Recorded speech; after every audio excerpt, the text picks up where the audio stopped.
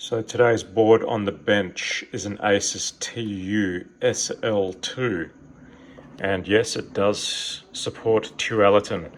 Unfortunately, I don't have a TUSL2 compatible heatsink, so I've got a copper mine 1 GHz on there with a NOS Majesty heatsink. I've got several of those, so I couldn't help myself but buy them all. The joker that sold this to me said it was tested before sending it, and we know what that means. Basically, nothing was tested. The PS2 keyboard and mouse sockets were completely flogged out to the point it wouldn't even hold on to the cable in there.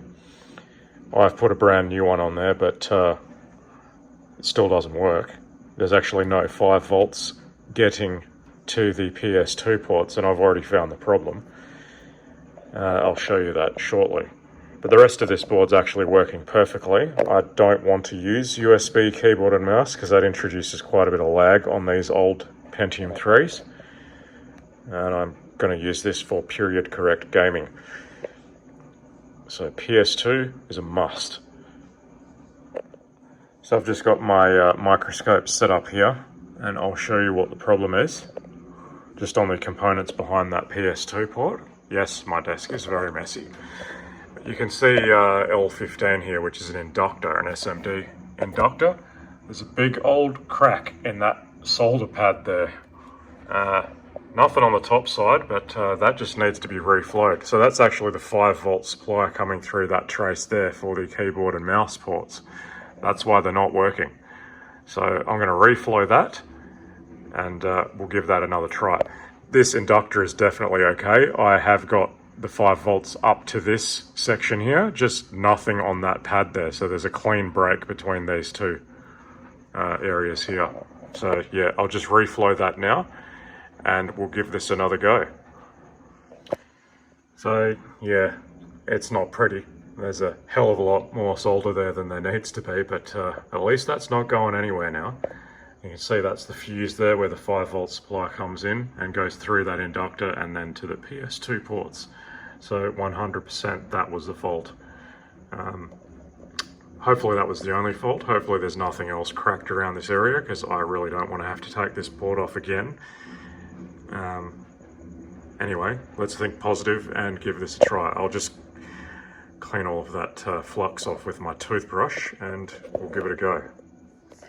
Let's give this a test, shall we? I don't have a power button, so I just short out contacts there, and we can already see we've got 5 volts going to my rat.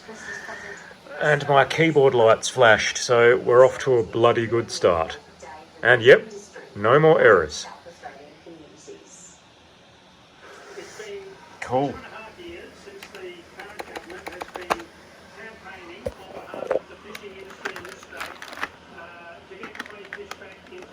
Yep, that's working. Control-Alt-Delete worked.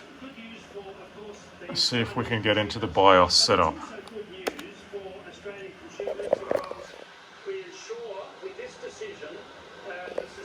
Well, that was a pretty easy fix, to be honest. I did pay top dollar for this board, so it's kind of annoying that I even had to take a soldering iron to it, but rest assured I did leave negative feedback to this douchebag. Claimed it was tested fine. I mean, it may have been fine if he tested it with a USB keyboard and mouse, but that's not what I wanted to use it for. That keyboard, as I said, the socket was so flogged out, if you just tipped the board, the cable would fall out. Now it's nice and firmly secured in there, and it's 100% working. So that's another motherboard saved, which was allegedly working. So there you go.